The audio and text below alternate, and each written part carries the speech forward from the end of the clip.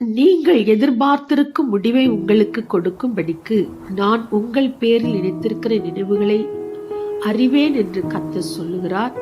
அவைகள் தீமைக்கல்ல, சமாதானத்துக்கு ஏதுவான நினைவுகளே.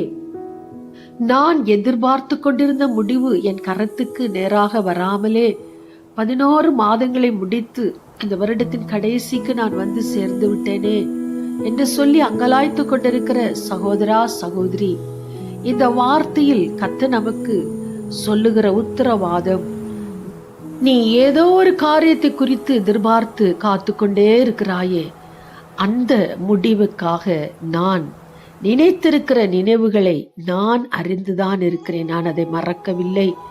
நீ எதிர்பார்க்கிற முடிவை நான் உனக்கு கொடுக்கும்படி நான் நினைத்து கொண்டேதான் இருக்கிறேன். ஒருவேளை அது உனக்கு நாட்கள் கடந்து போகும் பொழுது தீமையாய் தோணலாம், ஆனால் அது தீமைக்கல்ல, அது சமாதானத்துக்கு ஏதுவானவைகளே என்று சொல்லி கர்த்தர் இந்த மாதத்தின் முதல் நாளில் நமக்கு ஒரு வாக்கு பண்ணுகிறார்.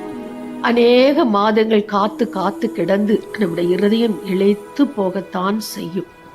ஆனாலும் ஒரு சோர்வோ ஒரு அதைரியமோ நம்மை நிரப்பி விடாதபடி நாம் மிகவும் ஜாக்கிரதையாய் அந்த நினைவுகளை பற்றி கொண்டு நிச்சயமாய் எனக்கு ஒரு நாள் ஆண்டவர் செய்வார் என்ற நம்பிக்கையோடு இருப்போமானால் கட்டாயம் அந்த காரியம் நம் கைகளில் வந்து சேரும். தேவ பிள்ளையே, நாம் சிறு வயதில் படித்திருக்கிறோம், ஒரு காகமானது ஒரு வெறுமையான அந்த பாத்திரத்தை நோக்கி பார்க்கும்போது கொஞ்சம் தண்ணீர் இருப்பதை கண்டு அது சோர்ந்து போகவில்லை, மாறாக கற்களை போட்டுக்கொண்டே இருந்தது. சோர்ந்து போகாமலே அதை செய்து கொண்டு இருந்தபடினால் முடிவில் அது எதிர்பார்த்த அந்த தண்ணீர் மேலே வந்து அது தாகம் தீர்த்து இளைப்பாரி கொண்டு சென்றதே.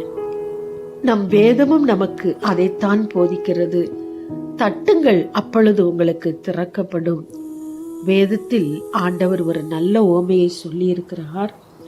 ஒரு மனிதன் தன்னுடைய சிநேகிதனிடத்தில் போய், எனக்கு ஆகாரம் இல்லை, எனக்கு வேண்டிய ஆகாரம் எனக்கு கையில் இல்லாதபடினால் எனக்கு கொஞ்சம் கொடுத்து உதவு என்று சொல்லி, ஆனால் அந்த சிநேகிதனோ தன்னிடத்தில் ஒன்றுமில்லை என்று சொல்லி தன்னுடைய சிநேகிதனிடத்தில் போய் ஒரு இரவு நேரத்தில் பாதி இரவு நேரம் கழிந்த பிறகு அவன் அங்கே போய், என் சிநேகிதன் ஒருவன் என்னிடத்தில் வந்தான், அவனுக்கு கொடுப்பதற்கு எனக்கு ஒன்றுமில்லை, எனக்கு ஒரு 3 அப்பத்தை கடனாக தர முடியுமா என்று கேட்டான். அதற்கு வீட்டுக்குள் இருந்தவன் சொன்னான், கதவு பூட்டி ஆயிற்று, என் பிள்ளைகள் என்னோடு கூட படுத்திருக்கிறார்கள், என்னை தொல்லை செய்யாதே, நான் எழுந்து உனக்கு தர முடியாது என்று சொல்லிவிட்டான். ஆனால் இந்த சிநேகிதன் திரும்ப திரும்ப மிகவும் வருந்தி கேட்டுக்கொண்டபடினால் தன் சிநேகிதனை நிமித்தம் அவன் எழுந்து அந்த பாதி ராத்திரியிலே அவன் கதவை திறந்து கொண்டு வெளியே வந்து தன் சிநேகிதனை நிமித்தம் அவனுக்கு தேவையானதை அவன் வேண்டிக் கொண்டதை அவன் கொடுத்து அனுப்பினான் என்று வேதத்தில் ஆண்டவர் சொல்லி வைத்திருக்கிறாரே. அநீதி நிறைந்த இந்த உலகத்தில், மன கடினப்பட்டு போன இந்த பூமியில் தன்னுடைய அன்பான சிநேகிதனுக்காக ஒருவன் எழுந்திருந்து அவன் வேண்டிக் கொண்டவைகளை கொடுப்பானே. ஆனால் தேவ பிள்ளையே, நம்மை படைத்து நமக்காக ஜீவன் கொடுத்த அந்த அன்புள்ள தெய்வம் நாம் வேண்டிக் கொள்ளுவதை கொடுக்காமல் போய்விடுவாரோ? காத்திருந்து காத்திருந்து இளைத்து போய்கொண்டிருக்கிறது என்னுடைய உள்ளம் என்று சொல்லிக் கொண்டிருக்கிறீர்களோ? நாம் கடந்து போகிற பாதை ஒரு காரிருளை போன்றதுதான். எங்கு பார்த்தாலும் வேலையில்லா திண்டாட்டங்கள், குடும்பத்தில் அன்பில் வறட்சி, ஒருவருக்கொரு அன்பு, உண்மையான நேசம், பாசம் அற்று போனதான ஒரு அந்தகாரம் நிறைந்த ஒரு கானகத்தின் வழியாக நாம் கடந்து போவதைப் போலதான் இந்த வாழ்க்கை. ஆனால் அதன் மத்தியிலும் நம்முடைய கரத்தில் ஒரு விளக்கு ஒன்று இருக்குமானால் அதை நாம் எப்படி இருக்க பற்றி கொண்டு அந்த இருளான கானகத்தை கடந்து செல்லுவோமோ, அதை போல இந்த வார்த்தைகளை நாம் பிடித்து கொள்ளுவோம். ஆண்டவர் சொல்லுகிறார், நீ காத்திருந்து காத்திருந்து இளைத்து போனாயோ, விரும்பினது வரப்போகிற பொழுது, அது உன்னை கரத்துக்கு வந்து சேரும் பொழுது ஜீவ விருட்சத்தை போல இருக்கும். நீ எதிர்பார்க்கிற முடிவை நான் உனக்கு நிச்சயமாய் கட்டளையிடுவேன்.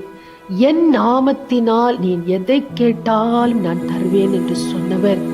இந்த வார்த்தையை நாம் அப்படியே பற்றி கொள்ளும் பொழுது நிச்சயமாய் வருகிற நாட்களில் நாம் எதிர்பார்த்திருக்கிற அந்த காரியத்தை கைகூடி வர பண்ணுவார். தேவ ஜனமே, ஒரு விளக்கை போல இந்த வாசனங்களை நாம் கரத்தில் இறுக பற்றி கொண்டு ஆண்டுடைய நாமத்தை சொல்லி கூப்பிடும் போது அந்த காரியங்கள் உங்களுக்கு நிச்சயமாக வந்து பலிக்கும். கர்த்தர் தாமே இந்த வார்த்தைகளை உங்களுக்கும் உங்கள் குடும்பத்துக்கும் உங்கள் பிள்ளைகளுக்கும் ஆசீர்வாதமாய் பலிக்க பண்ணுவாராக. ஆமென், ஆமென்.